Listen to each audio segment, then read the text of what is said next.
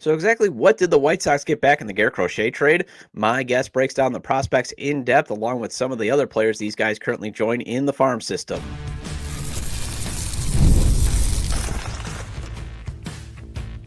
You are Locked On White Sox, your daily Chicago White Sox podcast. Part of the Locked On Podcast Network, your team every day. Hello, I'm your host, Todd Welter, a lifelong Sox fan and the site expert at SouthsideShowdown.com, part of the Fansided Network, and also I've covered Major League Baseball for outlets such as the Associated Press. And thanks for making Locked On White Sox your first listen every day, part of the Locked On Podcast Network, your team every day.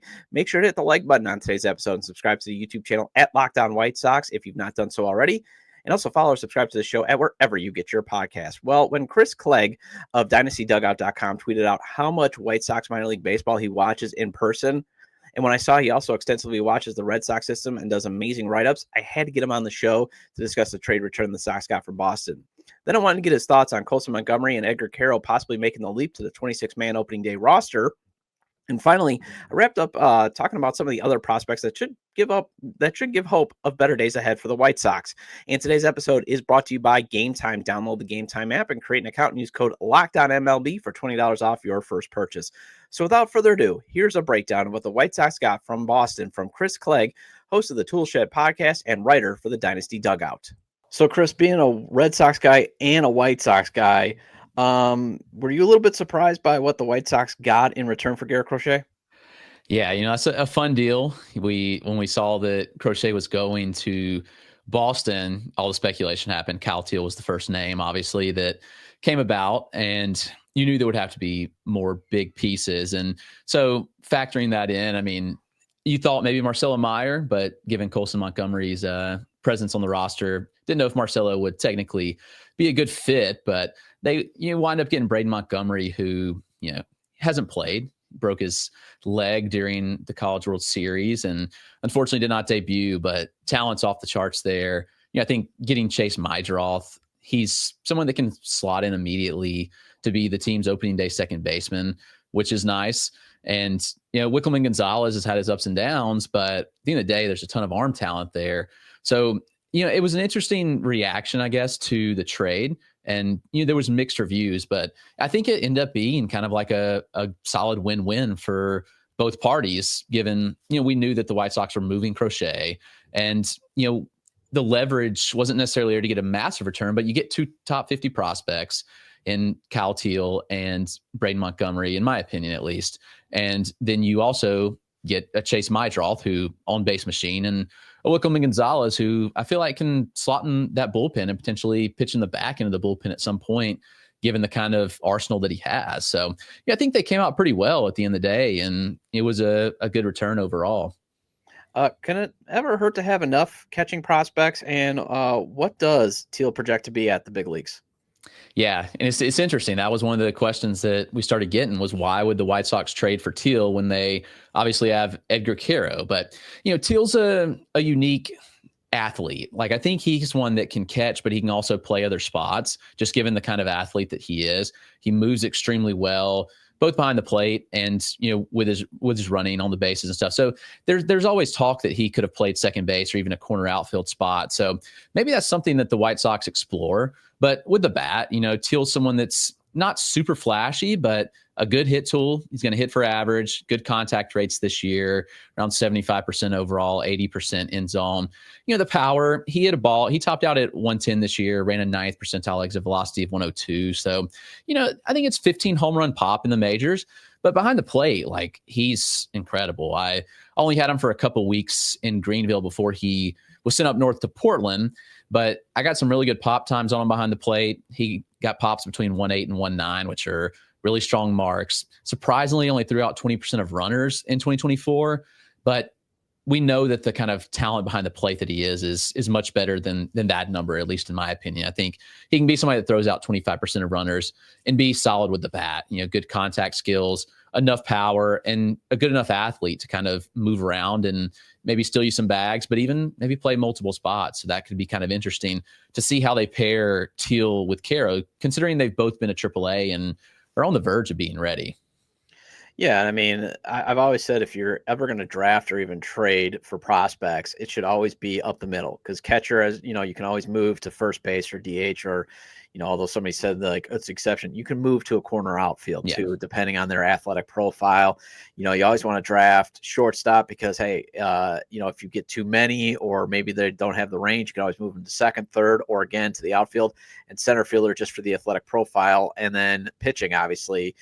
Because again, and also where does the ball go? It usually goes up the middle.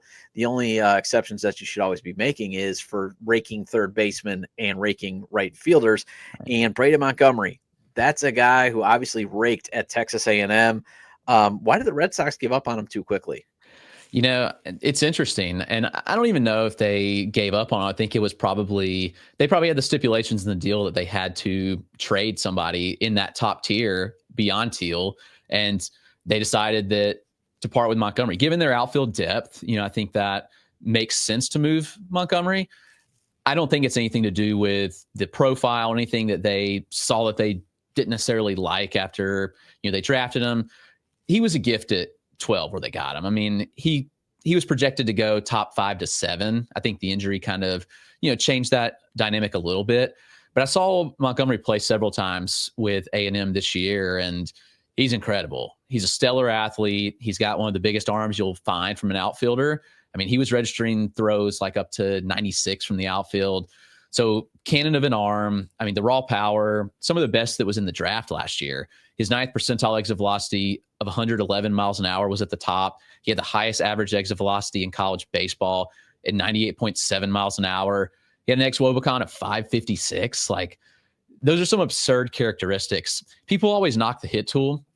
I didn't necessarily see that in my looks, and the data doesn't really suggest a poor hit tool either. I think it's closer to average. I mean, he 75% overall, 85% in zone. Like, those numbers are going to play. I don't think we see a huge drop off in pro ball. SEC level baseball is pretty high level. So I think Montgomery is kind of one of those prospects where you just kind of get out of his way and let him do his thing. He's just so good at his craft, and he has tools for days. And I think that you could potentially give him a 70 grade power, but at least raw power, that is, given the exit velocities, and 70 grade arm in the outfield with a respectable field to hit. Like, that's a stellar profile in my opinion. And I think that they did incredibly well getting Braden Montgomery, because if he debuted, let's say he debuts last year and he pops off, like, that cost is only going to rise. So, they may have balled at the floor just given that he didn't play, but Montgomery is going to be a fantastic prospect for the White Sox.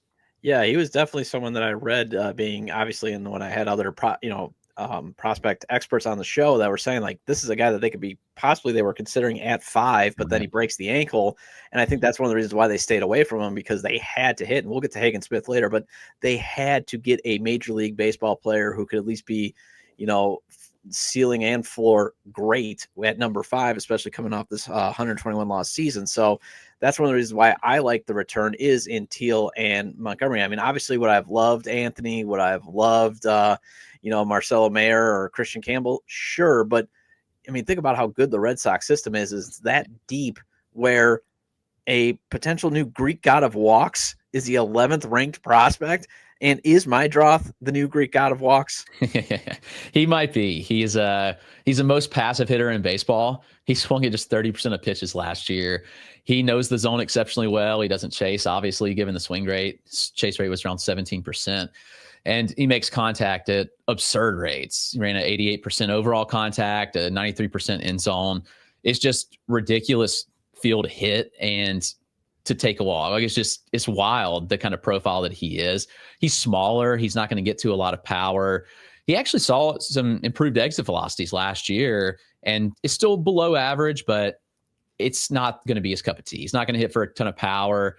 But I've had several Red Sox farm pitchers tell me that if anybody they want behind them in the infield is Chase Meidroth. So he's a versatile infielder. He plays third base, plays second. He can play short. He played short last year when Marcelo Mayer was hurt. And in a pinch, he can play pretty much anywhere. So that versatility is nice. I think that he's someone that immediately slots in the White Sox infield as early as opening day, because there's no development needed to be had here with this profile, just given the fact that, one, he's going to be 23 on opening day. And there's not much more you can do with him. He's physically maxed out. He kind of is what he is. Hit tool first, pretty solid glove, and he's going to get on base at a super high clip. And I think that, people may say like, well, Chase Meidroth is whatever kind of third piece, but this is a on-base kind of bat that the White Sox desperately needed. This is profile, I think, is fantastic for their lineup and a good complement to the rest of the deal. Yeah, and the two things that keep getting missed now as Moneyball keeps evolving, for example, is at its root is on base percentage. I mean, yes, OPS now has taken over as king because you obviously want to drive the ball when you get on base, but it's still at the end of the day, it's on base. But the other thing is too, being able to run the bases. That was always, when you're looking at, designing, guys that can't hit for power, you want them to be able to run. But in the Cliff Notes version, as I like to call MLB Pipeline scouting reports, it says he's not a very good runner. You've probably seen him. Could he actually run the bases? He's definitely slower. I mean, when you see him in person, he's very stocky, short, stocky frame. Yeah, he's fine. I would give him probably like a 45. Those are about the clock times that I got on him. So he's not the fastest. Yeah, he can steal, but it's not going to be a huge threat on the base paths. I mean, kind of is what he is. I think he probably winds up being a below average runner, probably 40 grade as he matures. But yeah, you see it this year. I mean, stole 13, but caught 6 times. Like, that's kind of telling, minor league catching's not great. So some guys can get away with stealing bases that don't necessarily have the speed. I think more of my fear is it going to take 3 hits to get him over, or can he get, is he Yasmani Grandal? I mean, that's slow. He's not that bad. No, okay. Not that bad. So yeah, that was my worry. Cause I'm thinking, all right, this guy's on base, I'm just, reading up on him, talking to like some other people. And then I'm like, oh man, it's saying he can't run. And then I was like, oh, please don't be like Yasmani Grandal, because Yasmani Grandal, he was another great on base guy, but it took 3 hits to get him home. Right. Wikelman Gonzalez, I know you briefly talked about him at the beginning, but is he more than just a cool name? So he's had his ups and downs. Like, he's had his moments, and saw him a lot when he was in Greenville, where he would have starts where he'd look like he was like a bona fide starting pitcher. And then he'd have other starts where it just completely spirals out of control. And you look at the surface numbers this year, they weren't great. Certainly the ups and downs, but he did finish pretty strong. Over his final 7 starts, he had a 2.00 ERA in 27 innings. So the numbers did kind of improve. Command's inconsistent, so that's really the biggest thing. But when he's on, he certainly looks the part. I mean, fastball 94, 96 range up to 98. It's a high riding pitch, high spin rates. The velocity, it varies start to start whether it holds. That's kind of the question in my mind is, how can he stick as a starter if he's not consistently holding the fastball velocity? Because there were starts where I'd see him where he would tick down to 92 by the 4th or 5th inning. So that's obviously something you'd like to see improve. It's a good changeup, pretty late movement and fade. He's comfortable throwing it to lefties and righties. Pretty deceptive pitch because he sells it with similar arm speed to the fastball. Got a good slider, hammer of a curveball. That's probably his best secondary, upper 70s, ton of downward movement. When he snaps it off and really buries it down the zone, it's definitely a plus pitch. So, I think with Wikelman, it's really just comes down to command and can he handle a starter's workload? Because the stuff is there. Like in 2023, when he was in high A, when I got to see him a lot, I mean, he struck out 168 and 111 innings. So it was really good stuff. Obviously, too good for high hitters. But this year, we kind of saw a tick back in strikeouts. Still 92 over 83 innings, but there's just inconsistency. So I think that his role is still to be determined. He could certainly slot in the back end of a bullpen where the fastball, curve, and slider would really play up. But I wouldn't rule out the chance that the White Sox want to continue to develop him as a starter and kind of see where it goes. All right, so the fear with a lot of White Sox fans are the last time that the Sox did business with Boston, it was not only that they got Kopech and Moncada, and then there was the inconsistency and the injuries. It was the other 2 guys did not make it to the big leagues. Yeah. Is there a possibility that Gonzalez never makes it? Any of these guys, like even Montgomery, does he flame out, or is this pretty much, hey, you probably got a chance to get 4 guys that will at least get to the big leagues and let the production go where it lay as it may? Yeah, I mean, Meidroth is definitely a bona fide big leaguer, like probably as soon as opening day. Teal's definitely a big leaguer. Montgomery, I mean, I think he's a big leaguer. I think the upside's tremendous, but obviously we have the risk with the injury and the fact that he is not debuted as a pro. But I think regardless, like worst case for Montgomery is like a 40 grade hit tool, but he mashes in a corner spot because all the other tools are so good. Wikelman's probably the one where, he might not make it, but I think that this fastball is good enough and the slider and curve are good enough where worst case he winds up in a bullpen. But I would say that's probably the riskiest profile that you have in Wikelman Gonzalez. All right, quick timeout. But after the break, I spoke with Greg about Colson Montgomery and Edgar Quero possibly being ready for the majors. I saw Michael Jordan drop 55 at the old Chicago Stadium. Saw LeBron James drop double nickels too. Watched Devin Hester take a punt to the house, and it was amazing. Seeing a game live and in person is always the way to go, especially if you want to see legends play. The best place to get the best deal on tickets is using the GameTime app. GameTime has a new feature called GameTime Picks that makes getting tickets for your favorite event live even easier. GameTime Picks filters out the fluff to show you only incredible deals on great seats so you don't have to waste time searching through thousands of tickets. GameTime Picks makes it easier to save more on sports, concerts, comedy, and theater. And I monitor the GameTime app for every Marquette basketball home game in case I can convince my wife to go since I gave up my season tickets years ago. And they've had prices for as low as $1. Plus, you can get a panoramic view of the seat in the app before you buy, so that way you're getting a good view. Along with the lowest price guarantee, your GameTime will credit you 110% of the difference. Take the guesswork out of buying tickets with GameTime. Download the GameTime app and create an account and use code LOCKDOWNMLB for $20 off your first purchase. Terms apply. Again, create an account and redeem code LOCKONMLB for $20 off. Download the GameTime app today, because what time is it? Game time. Welcome back to Locked On White Sox. I'm your host, Todd Welter. Again, make sure to hit the like button on today's episode and subscribe to the YouTube channel at Locked On White Sox if you've not done so already.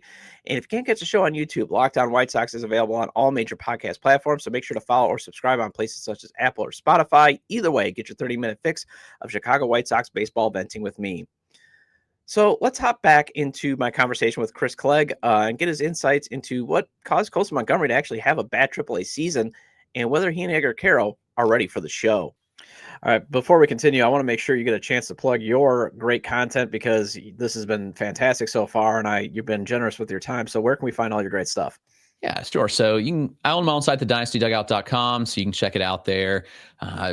Do prospect work, do dynasty fantasy baseball work as well. But right now, writing up top 30s for every team. We're 22 teams deep at this point, so it's been a grind all off season. But I have written up the White Sox, so they are there if you want to check them out. And the reports on the Red Sox guys that moved over have been moved over to the White Sox team list as well, so you can see where they slot in.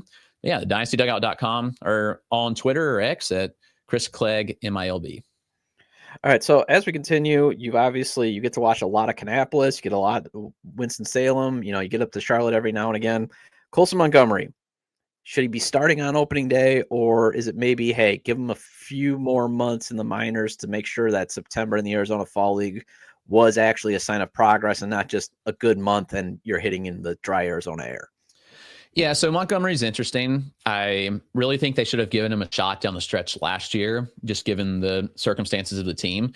And many scouts that I talked to kind of felt the same. But there is a reason that Montgomery struggled so badly last year. And honestly, the power was there, but you saw some issues with contact. He dealt with an injury all year, not the back injury. He was dealing with a weird laceration on the bottom of his hand, actually, that totally affected his ability to grip the bat well. And yeah, that healed up towards the end of the season. He obviously had 3 weeks off before the Arizona Fall League. And we saw him look like the Coulson Montgomery that we knew that he could be, that kind of talent level. So, it's kind of interesting development. Like, you may ask, why did they not sit him and let it heal? That's a good question. I don't know that, but he was playing through that for a majority of the year. But we saw what he did in the Arizona Fall League. He came back and looked the part. The power was there. I mean, he hit a ball 114. A 9th percentile of 104.5 is above average power. He still showed a decent feel to hit, but I think we'll see that improve. Like, Montgomery's always kind of had that solid hit tool, but I think that the contact rates do improve in 2025. Does he break camp? I don't know. maybe he probably should, but I wouldn't rule out a month in AAA. It may be a thing where, hey, let's make sure you get your feel back and are ready to go. And then we get you up in May and ready to rock and roll. So, that'll be kind of interesting to follow in the spring and how spring training goes for him. Yeah, I'm kind of interested to see what they do. I mean, I think it can't hurt to give him a shot to compete for a spot just because, again, the expectations are so low. And if he makes it, great. But I could also see the White Sox being the White Sox and saying, yeah, you're going to go back to April and we're going to bring you in May for maybe an attendance bump because, again, he's one of the few players that they're going to have, especially if they trade Luis Robert Jr., that'd be worth watching. And I was going to ask you what happened at AAA. Now you've answered that. And that's the other thing, just really quick on an editorial is, I don't like it when teams do kind of almost incentivize players to hide injuries because, hey, the next guy's coming back behind you or all that.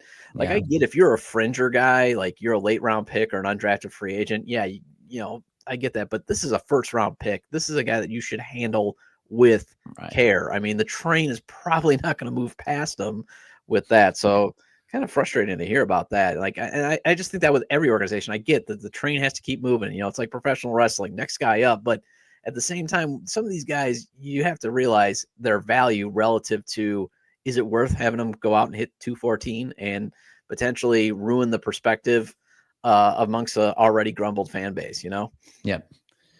So Edgar Quero, is he also in the same, bucket, more time in the minors, or should he be the opening day catcher?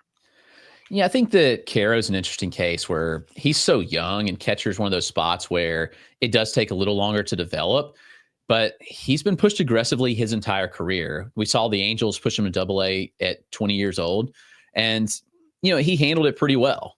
Obviously, goes back to AA last year with the White Sox and then bumps to AAA Charlotte at the end of the year, and he handled his own with the bat especially. I mean, the bat looked incredibly strong. You look at the numbers, and in AA, the Southern League hitting environment was extremely weird this year. The run totals were much lower than any other league, like 1 run per game lower than any other league in the minors, which is weird. Obviously, we know they used the tacked ball for a little bit in 2023 for the first half. They didn't say they did anything in the Southern League this year, but I think it was kind of obvious given the run environment just being so strange. But again, Quero still hit in the Southern League. He put up impressive numbers throughout. He put up a 145 WRC plus in double, 123 in AAA. Again, as a 21-year-old, he'll still be 21 on opening day, turn 22 shortly after. But I think Quero is somebody that, if you want the bat in the lineup, then let's let him continue to develop behind the plate in the majors, which, may sound counterintuitive, but I think that, how much more is Quero actually going to develop behind the plate kind of is what he is. I think that the bat's good enough where he could be up. I probably would guess that it's less than 50% he's up on opening day, but I think the bat is ready for them to give it a try, at least in the majors, and see where it goes. Probably the case, though, where they send him back to Charlotte, let him get a couple of months there, and if things are going well, then you bring him up, especially given the flexibility you have with Teal now. That'll be interesting to see how they work those out, given both guys should be in AAA and both are catchers, so that should be fun to follow.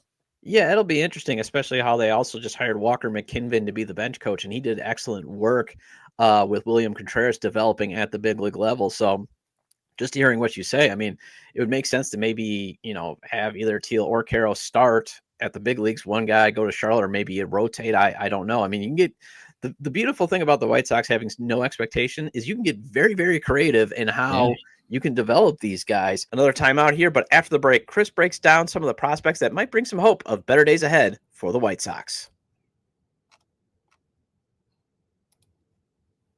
Get ready to tackle the NFL action with FanDuel, America's #1 sportsbook, because right now new customers can bet $5 and get $150 in bonus bets if you win. The FanDuel Sportsbook app gives you everything you need to place live bets all in one place.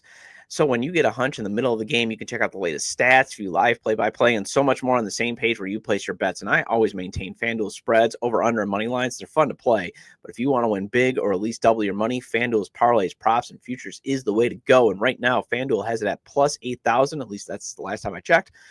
Justin Jefferson and Jordan Addison each having 100-plus receiving yards and a touchdown or more for Monday's Chicago and Minnesota game. $10 on that hitting. pay out $800. Just visit FanDuel.com to join today, and you'll get started with $150 in bonus bets if you win your first $5 bet. That's FanDuel.com.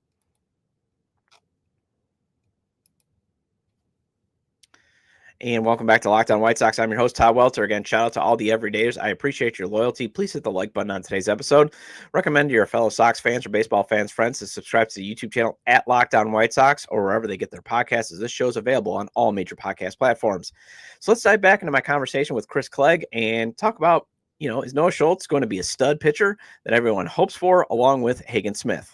All right, so you watch a lot of Kannapolis. You watch a lot of Winston-Salem. I want to get to some of these guys that have either passed through or that are currently in that area. And first of all, Noah Schultz, is he him? Is he going to be the Randy Johnson that everybody projects? Maybe not Randy Johnson, but he's phenomenal. And I did get to see one of his starts this year with Winston-Salem, and he's massive. Like the first game of the series, I think he pitched like Friday of the series, but the first game of the series when he walked out of the locker room was like, oh my gosh, like this guy is huge. And he's 6 foot and listed 6'9". He's every bit of it. And he brings that hulking presence on the mound. He obviously had this stellar year. The numbers. I mean, he was incredible all season long. But what's impressive about Schultz is that despite the big frame, the long levers, he commands the ball exceptionally well. Throws strikes an above average clip. He walked less than 7% of batters he faced this year. The fastball's quite solid. It's at 94, 96. In my look at him, topped out at 98.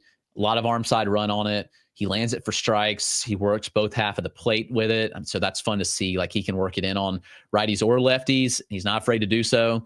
It's a low effort delivery too in the arsenal, which tells me there's potentially more velocity in the frame. Just given how the White Sox have babied him, they probably don't want him throwing near 100% at all.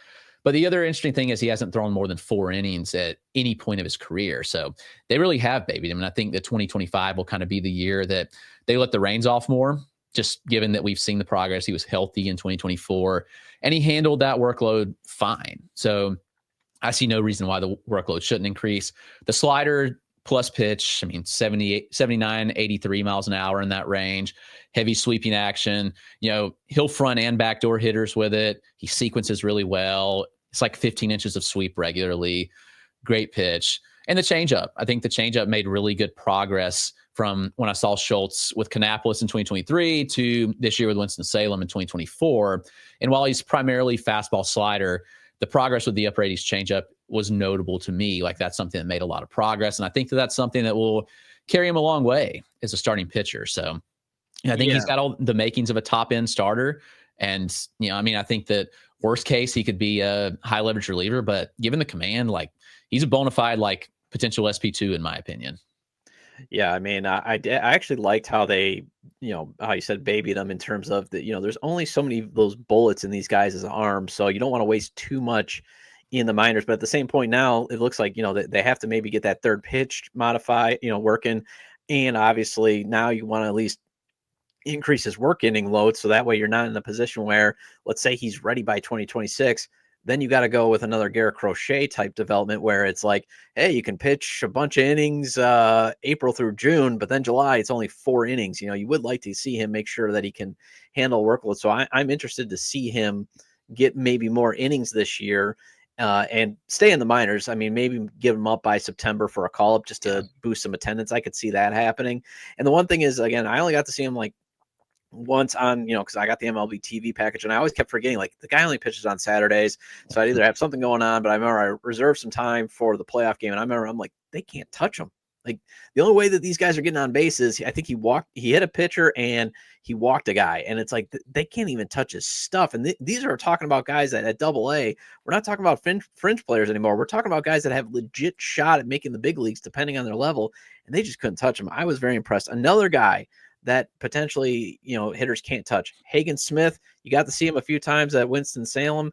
Is he going to be the replacement for Garrett Crochet? Because that was always the speculative, nature of, hey, they picked Hagen Smith basically to replace Crochet. Yeah, Smith is legit. He's an impressive arm. I saw him in college this year at Arkansas and then with Winston-Salem. In the start I saw him, I feel like they kind of stripped back a few of his pitches. His splitter is nasty, and he didn't really throw that at all in his pro debut. But it's a similar case where the fastball, it's in the Noah Schultz range, 94, 96, can touch, upper 90s. It's a lower IVB pitch, but from a funky release height, and he gets a ton of horizontal movement on it. And it's averaging 13 inches of horizontal on it while getting 15 inches of IVB. And it's from a 5'7" release point. So given that Hagen Smith is 6'3", it's a lower release height. It's a funky slot that hitters really struggle to pick up. There were times when I saw him in Winston-Salem where he would miss spots with it. But again, I think that's fatigue from a long season. He pitched a ton at Arkansas, and then they sent him straight to Winston-Salem where he continued to pitch. So I think that could have been some fatigue there. And that's kind of what I noted, that, he didn't miss those spots when he was in college. So long season for him. The sliders kind of morphs into a cutter at times. It's got some depth. Right now, I think they could probably work it to make it two different pitches, but it's shorter horizontal with some carry to it. Sometimes it gets a little more depth, but, the slider is really good. It's got, there's a sweeper as well, longer horizontal, sits lower 80s, cutter 85, 86. He does throw some changeups. The splitter is something I wanted to see more of in pro ball, but I think will kind of come around. But, that pitch sits around 90 miles an hour. So, it's decent separation off the fastball, but the characteristics on it are incredible. It's late dive, parachuting action, 15 inches of fade. It's a really fun pitch. Biggest kind of question is, will Hagen Smith throw enough strikes? So he kind of is that Garrett Crochet mold where the same questions about Crochet coming out of Tennessee, would he throw enough strikes? Kind of the same with Hagen Smith. When I saw him, he did throw strikes, especially in his pro debut. So I thought that was at least a positive to take away, that the strike rate that we saw at Arkansas, it was up in pro ball. So I hope that carries over to next year. Again, he's another one. I think there's like SP2 upside here. He probably moves fast. I bet he starts in AA next year. But yeah, I think Hagen Smith is the real deal. Really good stuff. All right, so let's get to the hitters. George Wolcott, is he going to eventually be the real deal, or is he just going to strike out too much? I think that's interesting. Wolcott's a really fun hitter. The power is off the charts. He already had one of the highest 9th percentile exit velocities in the minors last year at 108 miles an hour. And I think it's easy 30 home run juice. He's so young too. I mean, he reclassified. He was supposed to be part of the 2024 draft cycle. He reclassified to 2023. So he was just 17 and a half at draft day. And so you look at that kind of profile and you're like, all right, this guy was supposed to be in high school still. And here he is in single A, and obviously started the complex. But I think it's kind of normal for hitters to strike out that much, at least someone with his kind of profile, big guy, 6'7", long levers. It's going to take time. Does he make enough contact? I think that's still to be determined. Obviously, you see the strikeout rate, 40% is quite alarming. He made contact at just a 56% clip. It did improve throughout the year. I will say that's notable. But for the last couple of weeks, it was still just 60%. So that's still way below average contact rates. So the swing and miss will need to be cleaned up tremendously. But again, given Wolcott's age, given his development cycle, he's still really young.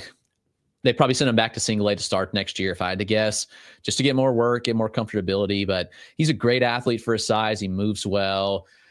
If he can hit enough, there's 35 home run juice pretty easily, in my opinion. It's that kind of game-changing power. It's just, is there enough contact in the profile? And I guess we'll see.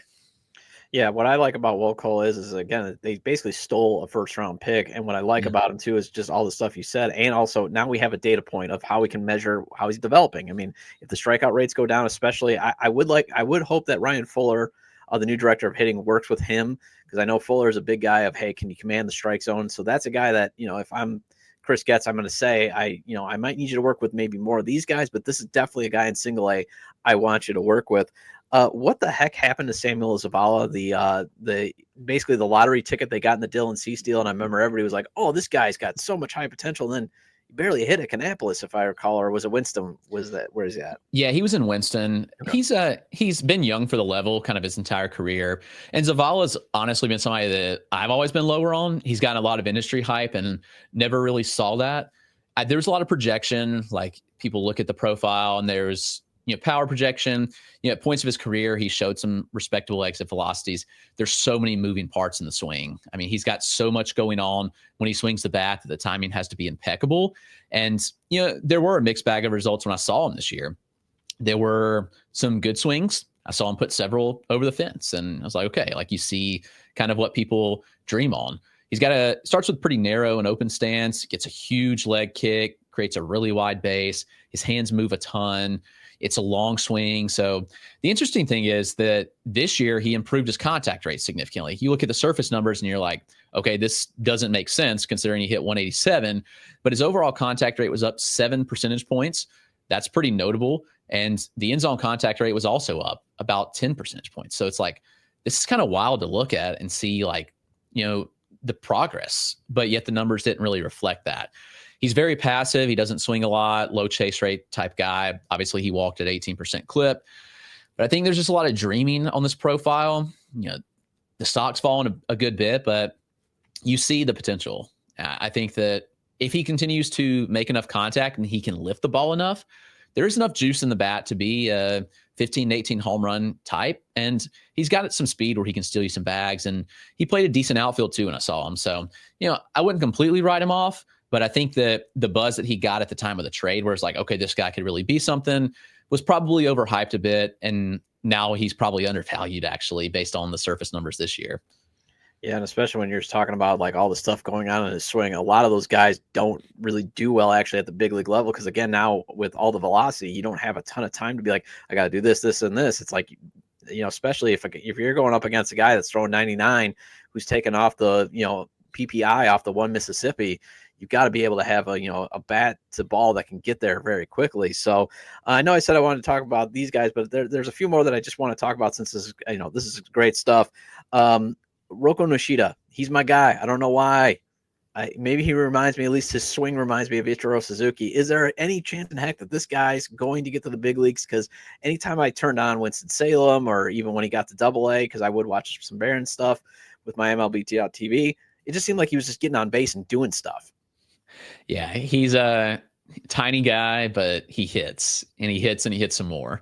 He was a menace to every team that he faced. And there were pitchers in high A that told me that they were thrilled when he got the bump to AA because they couldn't get him out. Like, it was just insane how good of a hit tool he really has. And every time he gets in the box, he's going to put the bat on the ball. And so, it's interesting. Like, I don't know how much is there outside of the hit tool, just given the frame. Like, he's probably not going to hit for much power. But if you've got a guy that's a table setter that just can ultimately get on base, every time, seemingly at least, that he gets in the box. I mean, his contact rates were absurd. He had a OBP over 400. It's just a pretty fun profile, and there might be something here, especially given what I saw of him and the field to hit, just how good it is, how he continued to perform in AA. He wasn't even phased as he moved up. It is a ground ball heavy profile, so it's kind of like, let me put it on the ground, let me run and try to beat it out kind of thing. And, I think he could make it work. It's really interesting. He would be a unique profile in the majors, but it's a guy that has all the hit tool in the world and really solid OBP skills as well. All right, finally, two more prospects I want to just touch on. I'll just combine it here. Jacob Gonzalez, is he trending towards being a bust? And I did have a listener yesterday ask this question, and I figured I'm going to save this for Chris. What does, all these guys coming into the system do to Caleb Bohlmeyer? So Gonzalez is interesting. I think that he was probably a bit overhyped at points in his college career. But what I saw out of Jacob Gonzalez is just a really good ball player. He's not flashy. He's not going to be a huge source of power or even hit, but he's solid. Like, he just does everything quite well. I would say he's just kind of got 50 grades across the board tool wise. And, he was performing quite well in high A before the bump. There was some struggles in AA, but again, that environment was really weird. The contact rates were actually really good this year. He posted over 84% overall contact rate. And while the exit velocities were a bit underwhelming, what I saw was that he wasn't really trying to hit for power. Like, it was more, let me just put the bat on the ball every time I'm in the box, and wasn't trying to force too much. And so maybe it's a thing where you get the feel for contact. And then with Gonzalez, like he can work on adding some power as he continues to develop. The swing looks better than it did at Ole Miss, in my opinion. And he's just somebody that does a lot of things well. He may play short. He looked fine at short, but he could potentially play second or third, in my opinion. There's skills there. So I don't know. I'll be interested to see how his development path continues. But, what I saw at Gonzalez was solid, but not like you hope out of a first rounder, I guess. Caleb Bonnemer is interesting. He's one that the biggest thing I see in him, he's stiff. And I think that that's something that the White Sox could potentially work on. 43rd overall pick. At one point, he was talked about as the top prep bat in the class, at least entering the spring season. He's got a good frame. He's got strong run times. There is minimal pre-swing movement, very small stride, explosive through the box, but it's just really like how stiff of a mover he feels like he is in the box. And I wonder if he does need to make a couple of tweaks in order to be able to lift the ball a little more. It's kind of a ground ball oriented profile, but there is good strength. So I think with a few tweaks, they could really unlock something. He starts with his hands quite high, and maybe it's just an adjustment in the hands pre-swing.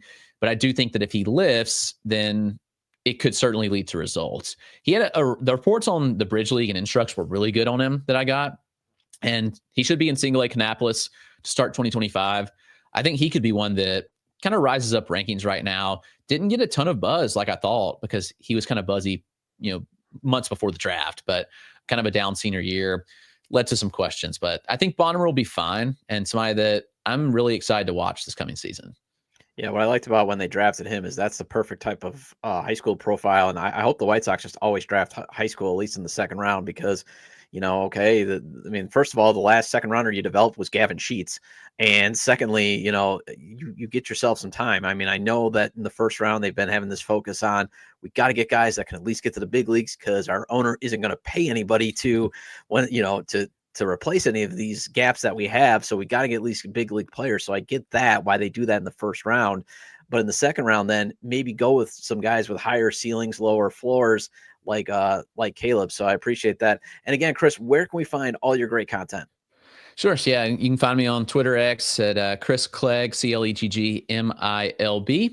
And thedynastydugout.com is my website. So you can check that out for all kind of prospect works, White Sox or any team coverage for that matter. So, but I do get to see a lot of White Sox. So I write them up quite often throughout the year.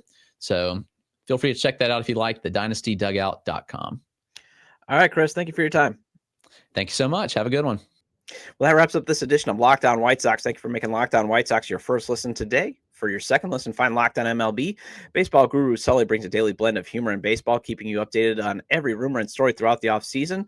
Find Locked On MLB on YouTube or wherever you listen to your podcasts. And I'll be back on Monday to discuss what the projected opening day lineup, at least version 1, could look like. And feel free to leave comments about today's discussion with Chris Clegg of Dynasty Dugout regarding the prospects the White Sox got in the Garrett Crochet trade, plus our Colson Montgomery and Edgar Quero potentially ready to make the jump to the big leagues, and some other prospects that are in the White Sox system that could provide better days ahead. You can leave them at the episode page on YouTube, X formerly Twitter, at ToddJDub or at Locked On Sox, or you can email me at LockedOnWhiteSox@gmail.com. Have a great day. Have a great weekend, and I'll see you Monday.